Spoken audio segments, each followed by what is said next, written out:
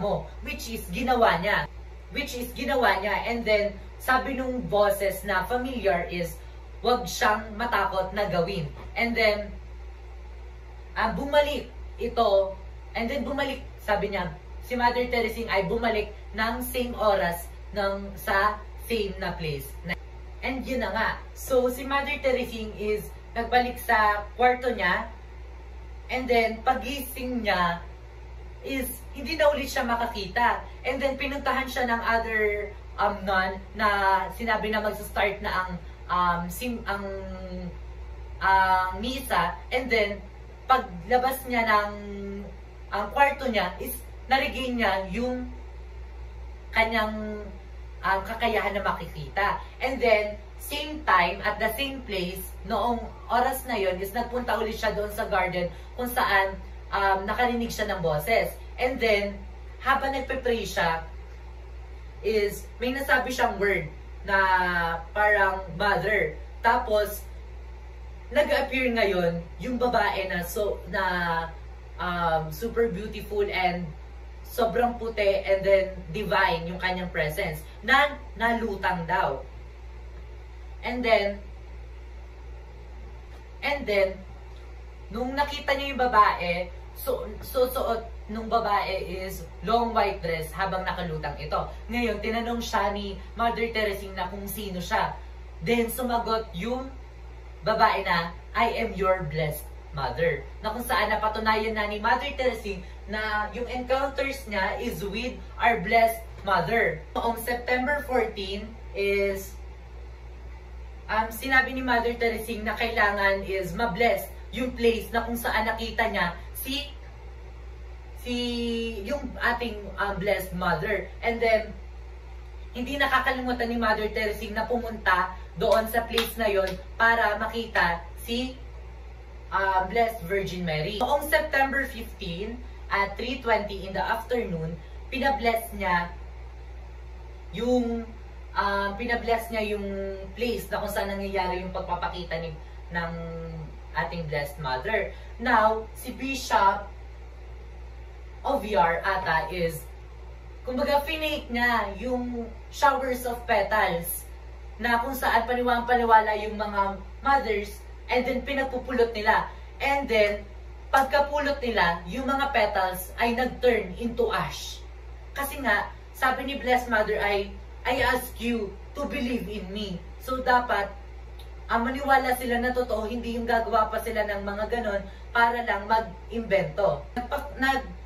Nagpatuloy yung pagpapakita ng Blessed Mother natin hanggang September 26, kung saan nag-request din siya na, nag-request si Blessed Mother na pagpapatayuan siya ng statue, na kung saan, kung doon sa saktong place na kung saan siya nagpapakita is pagawan siya. And then, Mother Teresing is not, kumbaga, hindi siya natigil na pumunta sa place na yon. And then, nung September 18 is hindi nagpakita si Blessed Mother. Kumbaga, pinarinig lang niya yung boses niya kay Mother. Tapos, nung September 19 is nagpakita na ulit yung Blessed Mother na kung saan meron siyang message sa mga hindi naniniwala sa kanya. And then, noong September 22 naman is nagkaroon ulit sila ng conversation na kung saan tinanong ni Mother, ng ating Blessed Mother kung ano yung may o-offer ni Mother Teresing. And then sumagot naman si Mother Teresing na kahit ano ay gagawin niya. Which is noong nagkaroon sila ng celebration is Mother Teresing ay nabulag ulit, and then yung left arm niya is na-paralyzed. Kumbaga, hindi niya maigalaw. Kasi nga, yun yung, kumbaga, yun yung naging offering niya kay Blessed Mother. Noong September 23 is, Mother Teresing was overjoyed noong narinig niya na sinabi ng Blessed Mother na isa yung soul niya na will be consecrated to God. So, nasihan siya kasi yung soul niya is, kumbaga, magiging masisend kay God, or kumbaga, holy na yung kanyang magiging. And then, September 24 hanggang September 26 is, yung conversation nila is all about the souls, kung ano yung mangyayari. Like, for example, nung October 24 is, ni-request ng Blessed Mother na kung papayag ba si Mother Teresing na gawin siyang slave, and yung soul niya is i-offer niya kay Mother Teresing, sa ating Blessed Mother. So, nung September 26, ito na yung 15th day and the last day ng apparitions in the vines dun sa gardens kung saan napapakita ang ating Blessed Mother, na kung saan marami siyang sinabi kay Mother Teresing at nagpakita siya at namangha ulit si Mother Teresing sa appearance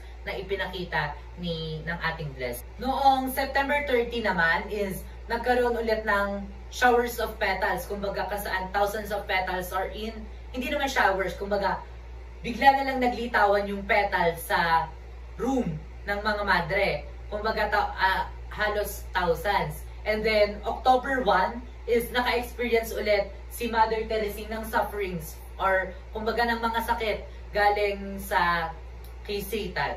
And then kahit na hindi na nagpapakita ang ating Blessed Mother sa place kung saan nagpapakita siya madalas kay Mother Teresing, is meron pa ring mga miracles na nangyayari. Kumbaga katulad na lang noong November 9 ay nagkaroon ng mga petals sa ilalim ng statue ng Immaculate. And then marami pang beses na naparamdam or kumbaga nagpamalas ng miracles ang ating. And then dumating na nga yung araw kung saan noong November 12, 1948, which is our Blessed Mother, or as Mary Mediatrix of all grace, is kumbaga sinabi niya na yun na yung last apparition niya in here sa Philippines, kung saan pagkatapos nun is nagkaroon na ng mga balita all around the world kung saan ang daming mga hindi naniwala.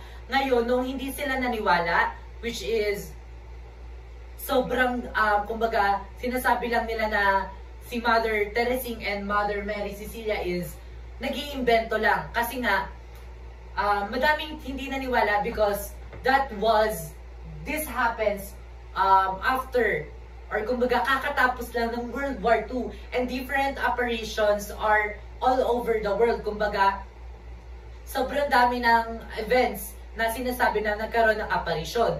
Ngayon, sa mga hindi naniwala, dahil sobrang daming hindi naniwala, nagkaroon ngayon ng showers of petals, na kung saan yung mga petals na to is merong mga imprint ng different saints and different, kumbaga, images of gods. And then merong paniniwala na kasi kung imprinted yung mga images doon sa petals is masisira yung mga stems ng petals, which is hindi nasira and super linis. Kumbaga parang nakalagay na talaga doon yung images ng mga gods sa petals.